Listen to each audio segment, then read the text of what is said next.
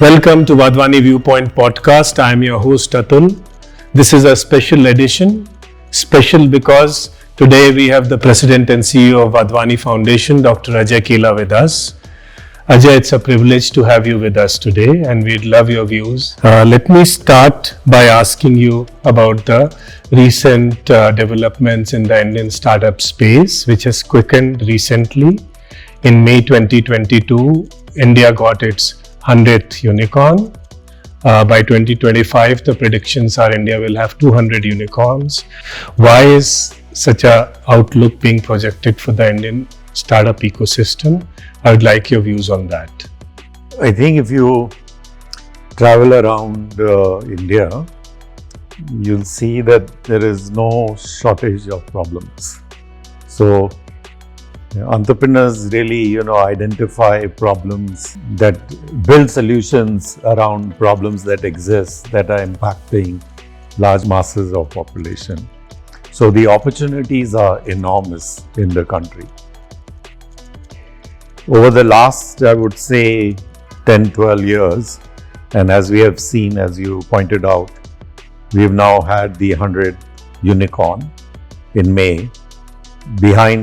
Behind every unicorn, there's probably 1,000 other startups that have started. So then now we have a very rich, vibrant ecosystem of startups, both in terms of entrepreneurs and the best and brightest in the country wanting to pursue entrepreneurship. So we have that on the supply side. We have all these folks that previously were leaving the country, like the IITIM, going to US. They are wanting to stay back because they see an opportunity here. So that part of the ecosystem is building. Of course, the ecosystem around investors, mentors, service providers that cater to startup is building around. Given all this ecosystem is in place, given there are multiple opportunities that are available, given we have seen enormous successes like you pointed out, we are seeing a vibrancy in the country. I think the switch, it probably took us 7 to 10 years to get to 100 unicorns. Now we are projecting another 3 years to get to the next 100. Because the momentum has been built. The momentum is spreading from Bangalore, Mumbai, Delhi to secondary and tertiary cities. If not unicorns, there will be, and actually a country like India just does not need unicorns. You need probably hundreds of unicorns, thousands of companies that are going to hire 500 to 1,000 employees and tens of thousands that are going to hire 100 employees to fulfill the demand that the country has. And of course, the problems exist. So that vibrancy is building. Colleges are beginning to teach entrepreneurship en masse. Students are demanding to take entrepreneurship courses. So right from aspiring learning entrepreneurs to starting entrepreneurs, the Indian ecosystem now has close to 700 incubators. So that also is nurturing the entrepreneurial journey. Two, when you start the journey, you have mentors, investors, service providers, consultants, all helping.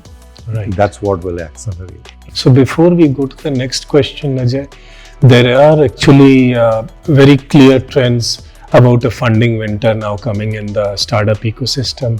So any quick word of advice to the startups as to how do they counter this situation?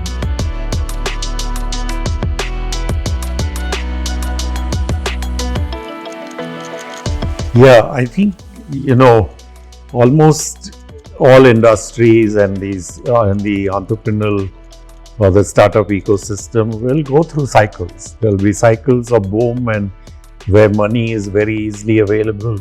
There will be cycles of downsizing because the environment changes. And whether there is a boom or a bust, I think my advice to startup is to have a very singular focus on the customer. What problems are they trying to solve?